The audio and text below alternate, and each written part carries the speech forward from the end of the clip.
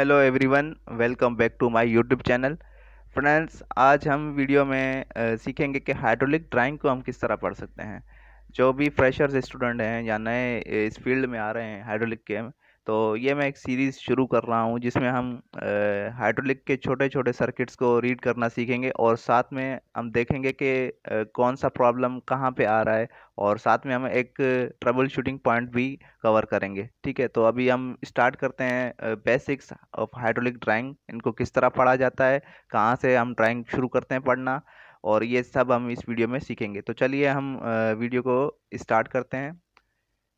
ठीक है फ्रेंड्स, ये एक छोटा सा सर्किट है हाइड्रोलिक का। ठीक है, ये छोटा सा सर्किट है हाइड्रोलिक का जिसमें ये यहाँ पे नंबरिंग भी दी हुई है। ठीक है, यहाँ पे हमें दिखा रहा है एक नंबर। एक हमेशा ड्राइंग को पढ़ने का तरीका ये है हाइड्रोलिक सिस्टम की, कि आप नीचे से स्टार्ट लेंगे। ठीक है, कभी भी आप ऊपर से ड्राइंग को नहीं पढ़ेंगे, या लेफ्ट से या राइट से भी नहीं पढ़ सकते। हमेशा हाइड्रोलिक ड्राइंग में आप नीचे से स्टार्ट लेंगे। ठीक है, तो यहाँ पे जो एक नंबर है वो हमारा टैंक है। ठीक है, एक नंबर हमारा टैंक है, 2 नंबर हमारा फिल्टर है, 3 नंबर पे हमारा पंप है, जबकि 4 नंबर पे हमारा मोटर है, और 5 नंबर पे हमारा रिलीफ वाल है, और 6 नंबर पे हमारा शट ऑफ वाल है, 7 नंबर पे हमारा प्रेशर गेज है, और 8 नंबर पे हमारा डायरेक्शन कंट्रोल वॉल है, 9 नंबर पे हमारा चेक वॉल है। ठीक है, और 10 नंबर पे हमारा डीसी वॉल है। ठीक है, और 12 नंबर पे हमारा सिलेंडर है, क्योंकि 11 भी सेम चेक वॉल ही है। ठीक ठीक है, तो इस सर्किट को हम किस तरह से पढ़ेंगे तो वो हम अभी सीखते हैं। ठीक है, यहाँ से आप देख रहे हैं ये टैंक है, फिर फिल्टर है, यहाँ से ऑयल एंट्री करेगा। ठीक है, फिल्टर के थ्रू आएगा, यहाँ से पंप से होता हुआ सीधा इस यहाँ से जाएगा लाइन में।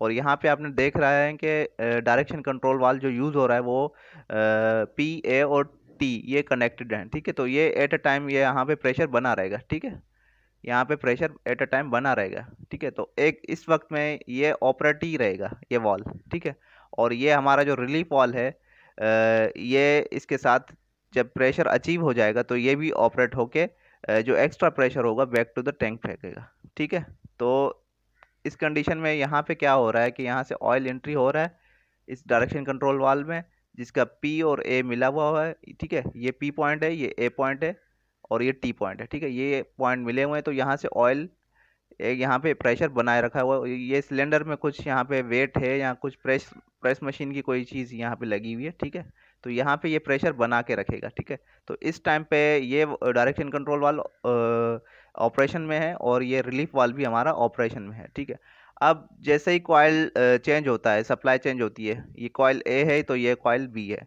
सप्लाई चेंज होती है, उस कंडीशन में क्या होता है कि ये वाली पोजीशन, ये एक नंबर वाली पोजीशन आके बैठ जाएगी।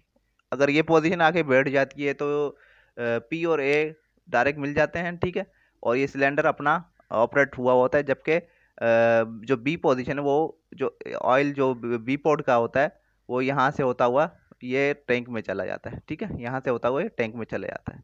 तो ये मेरा एक सब्सक्राइबर का सवाल था कि मुझे ड्राइंग पढ़ने का थोड़ा सिखा दें, तो ये मैंने एक बेसिक चीज़ जो है वो ड्रॉ की है। अ, अभी मैं आपको बताता हूँ कि एक वक्त में, इस वक्त ड्राइंग में कौन कौन से सिलेंडर जो है एक ही वक्त में ऑपरेट होंगे। ठीक है, ये हमारा, ठीक है, यहाँ से ये जो ऑपरेशन हो रहा है, यहाँ पे जो ऑपरेशन जो यहाँ पे हो रहा है, ठीक है, यहाँ पे आपके एक एट अ टाइम यहाँ से ये डायरेक्शन कंट्रोल वाल ऑपरेशन में होगा, और ये रिलीफ वाल ऑपरेशन में होगा। ठीक है, एक नॉर्मल कंडीशन की मैं बात कर रहा हूँ। जब ये कॉइल ए ऑपरेट होगा तो ये अपना पी और ए मिल जाएंगे। ठीक है, और बी जो टी है वो कनेक्टेड हो जाएंगे, जो यहाँ से जो एक्स्ट्रा ऑयल है वो चला जाएगा टैंक में इस वॉल के थ्रू।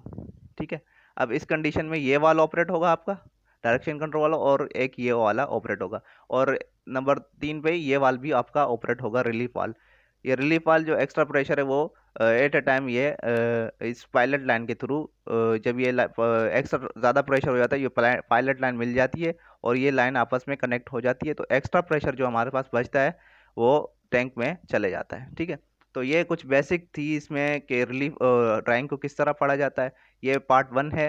ये बिल्कुल ही बेसिक चीज़ों के ऊपर मैंने एक चीज़ सिखाई है आपको। अगली वीडियो में हम देखेंगे कि ट्रबल शूटिंग पॉइंट्स में हाइड्रोलिक में अगर कोई प्रॉब्लम आ रही है तो हम कैसे उसको ड्राइंग के थ्रू ट्रेस करेंगे। ठीक है। तो मैं उम्मीद करता हूँ मेरे साथ आप जुड़े रहेंगे और वीडियो को लाइक ज़रूर कीजिएगा। ये अगर इसके हवाले से कोई सवाल है तो मुझसे कमेंट करके ज़रूर पूछिएगा। और अगली वीडियो में हम हाइड्रोलिक के ट्रबल शूटिंग के पॉइंट के ऊपर भी बात करेंगे कि अगर कोई प्रॉब्लम आता है तो हम उसको ड्राइंग के थ्रू कैसे ट्रेस करें। ठीक है। तो अगर वीडियो अच्छी लगी तो लाइक ज़रूर कीजिएगा और दोस्तों के साथ शेयर भी ज़रूर कीजिएगा। अगर कोई सवाल है तो कमेंट में नीचे ज़रूर पूछिएगा। मिलते हैं नेक्स्ट वीडियो में।